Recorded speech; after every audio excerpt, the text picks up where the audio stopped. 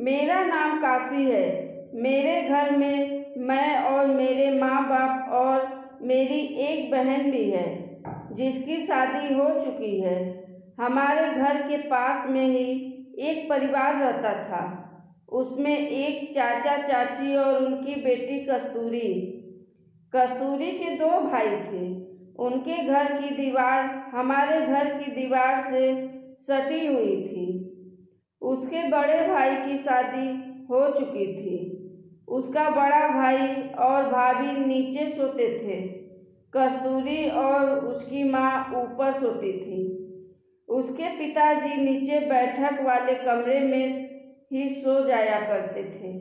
कस्तूरी का छोटा भाई कानपुर में रहता था। उसके पापा और भाई खेती का काम करते थे। उनके घर में बाकी सब काम ऊपर ही होता था।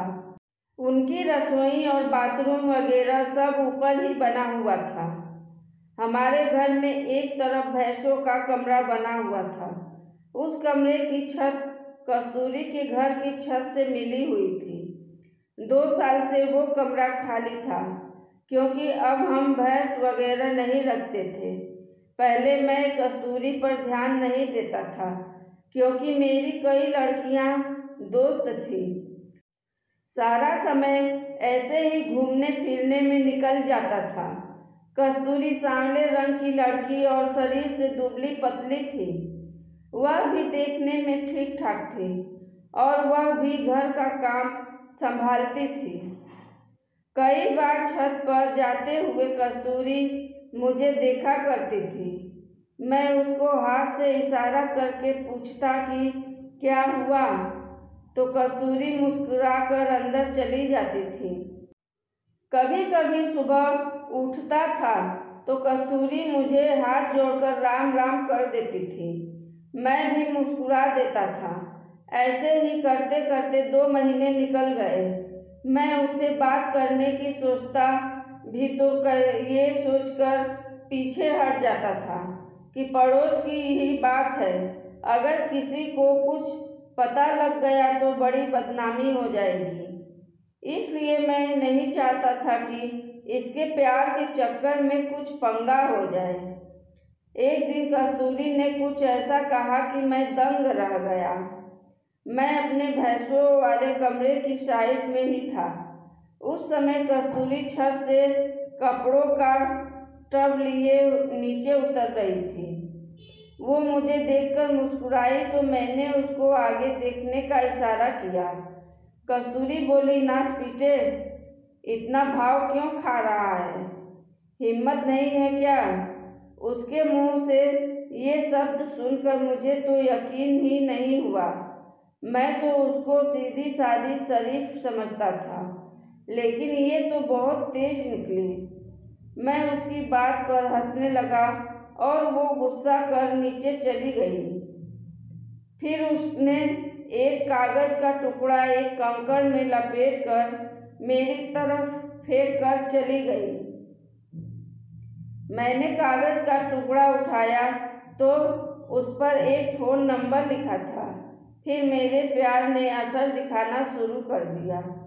फिर ख्याल आया कि प्यासा कुएं के पास जाता है, मगर यहाँ तो कुआं खुद आ रहा है पानी पिलाने, तो पी लेना चाहिए। तभी मैंने वो नंबर फ़ोन में डायल किया और कागज फाड़ दिया। उसके 2 मिनट बाद ही वो फिर से ऊपर आती हुई दिखी। कस्तूरी के हाथ में कीपैड वाला मोबाइल था। कस्तूरी उसको लेकर छत पर यहाँ वहाँ घूमने लगी। मैं जान गया कि कस्तूरी मेरे फ़ोन का इंतज़ार कर रही है। तब मैंने फ़ोन मिलाया तो उसने पहले ही रिंग में उठा लिया। तो कस्तूरी बोली, इतना भाव क्यों खा रहा है? मजाक के अंदाज में मैं बोला, भाव क्या होता है, मैं तो रोटी खाता हूँ। कस्तूरी हंसने लगी। फिर कस्तूरी बोली, कितनी सेट कर रखी है?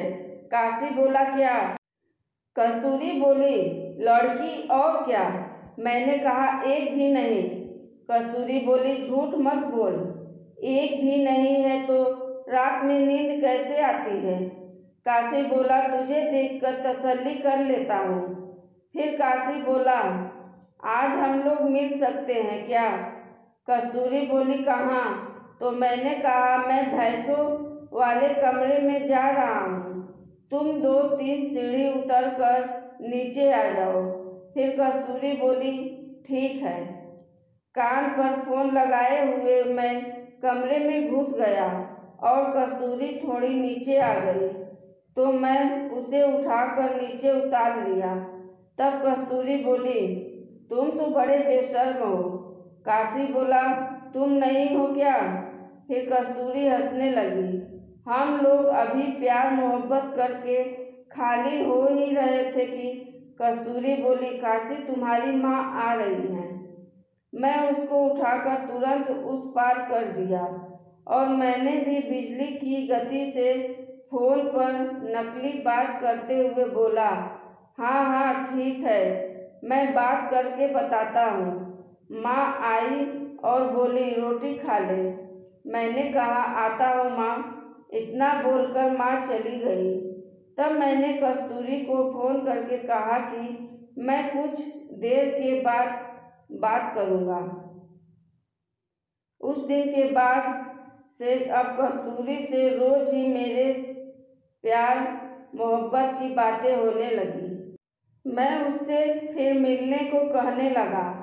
कस्तूरी घर के सामान की खरीदारी करने जाती थी और कई बार अपनी माँ का चेकअप करवाने जाती थी क्योंकि उसकी माँ को ब्लड प्रेशर की दिक्कत रहती थी। बस इसके अलावा कस्तूरी और कहीं बाहर नहीं जाती थी। और एक दिन जब उसका फ़ोन आया और वो कहने लगी कि आज माँ को दवा दिलाने जाना है, तुम भी साथ में चल सकते हो क्या? मैंने कहा, क्यों नहीं। अब मेरी बाइक की सीट ऊंची थी, इसलिए कस्तूरी मेरी बाइक पर और कस्तूरी के भाई की गाड़ी पर उसकी माँ। अब हम चारों लोग चल दिए। कस्तूरी के भाई की गाड़ी आगे निकल गई क्योंकि मैं गाड़ी स्लो चला रहा था। अब मैं गाड़ी एक जगह देखकर खेत में खड़ा कर दिया तो कस्तूरी बोलने लगी कि देर हो जाएगा तो भाई और माँ डांटने लगेंगी। तो मैंने बोला, चलो खेत में और मैं उनसे बात बना लूँगा। अब खेत में हम दोनों आधा घंटा तक खूब प्यार किए। फिर मैं कस्तूरी को लेकर दवा खाने पहुँचा तो कस्तूरी की माँ और भाई पूछने लगे, देर क्यों हो गई? तभी मैं बोल दिया, गाड़ी पंचर हो गई थी। अब हम लोग घर आ गए।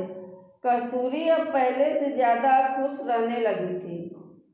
एक बार उसकी माँ ने हम दोनों को बात करते देख लिया था। कस्तूरी की माँ हमसे कुछ भी नहीं बोली, लेकिन 1 महीने में कस्तूरी की शादी करके उसके ससुराल विदा कर दी।